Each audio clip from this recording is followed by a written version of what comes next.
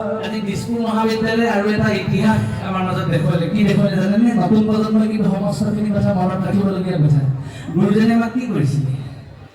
মহাপুৰুষ শ্ৰীমন্ত শংকৰদেৱ অকল আমাৰ ধৰ্মগুৰু নহয়, চিকিৎসা বিজ্ঞানী। সৌদিনা কৰোণা মহামাৰী আহিলে আমি পতি পত্নীকো আমাক একেলগে থাকিবলৈ নিদিলে, কাৰণ কৰোণা মহামাৰীৰ কাৰণে আমি সামাজিক দূৰত্ব বজাই ৰাখিব লাগিব, হয়নে?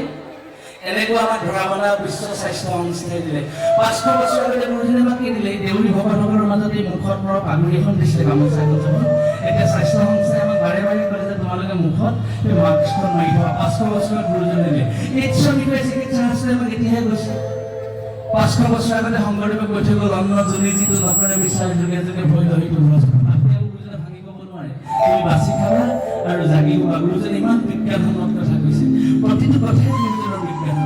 আৰু গুৰুজনে জানে যিসকল খিলঞ্জীয়া মুছলমান অসমৰ লগত আহি জন্মগ্ৰহণ কৰিলে, মই আপোনালোকৰ আগত ক'বলৈ বেয়া লাগিছে, কিন্তু নতুন পুৰুষ ছাত্ৰ ছাত্ৰীসকলৰ কাৰণে এটা কথা ক'বলৈ বাধ্য হৈ গৈছোঁ।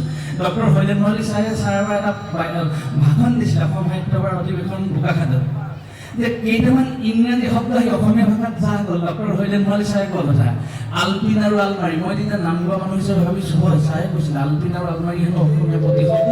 ছাৰে কোৱা কথা মইতো নাজানো, আমাৰ ছাৰসকল আছে শিক্ষাগুৰুসকল, যে আৰু প্ৰতিশব্দ ওলোৱা নাই, যে এই আলপিন আৰু আলমাৰি ইংৰাজী ভাষাৰ পৰা আহি অসমীয়া ভাষাত যা গ'ল। কিন্তু যিসকল মুছলমান মানুহ আহি অসমীয়া জাতিৰ লগত যা গ'ল, তেওঁলোক ক'লৈ যাব?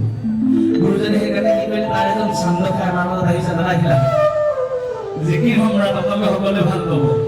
বোলে নগাৰে নৰোত্তম গায়ক আৰু গোবিন্দ ভাই জন্মগ্ৰহণ কৰি নগা পাহাৰলৈ উঠি গ'ল গুৰুজন। চব নগাসকলক আনিলে, গাৰোসকলক আনিলে, গোবিন্দ সকলোকে আনিলে, এই মুছলমানসকলকো এৰি নিদিলে। তেওঁলোকক কি কৰিলে? মুছলমানৰ চান্দ খাই কৰি লৈ একঠাই ধৰ্ম প্ৰচাৰিলে গুৰু।